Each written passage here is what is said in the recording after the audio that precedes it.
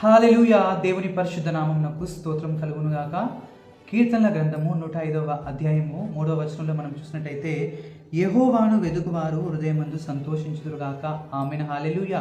అవునండి, ఎవరైతే దేవుణ్ణి వెదికే వారిగా ఉంటారో వారు హృదయమందు సంతోషించే వారిగా ఉంటారు. వారి హృదయం నిండా దేవుడే వారికి సంతోషాన్ని నింపేవారిగా ఉంటారండి. ఈరోజు మీరు లోకంలో ఏదో సంపాదించుకోవాలని మీరు ఎంతగానో లోకంలో వెదికి అది దొరకని దాన్ని బట్టి మనుషుల యొద్ద మీరు వెతికి అది దొరకని దాన్ని బట్టి మీరు ఎంతగానో బాధపడుతున్నారేమో, దాని విషయమై కృంగిపోతున్నారేమో. కానీ మీరు దేవుణ్ణి వెతికినట్టయితే దేవుడు మీకు హృదయంలో సంతోషాన్ని ఇచ్చేవాడిగా ఉంటాడండి.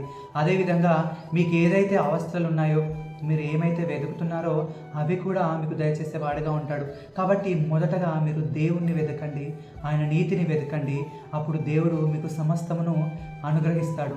అట్టి కృప దేవుడు మనందరికీ దయచేయునుగాక. ఆమేన్. హల్లెలూయా.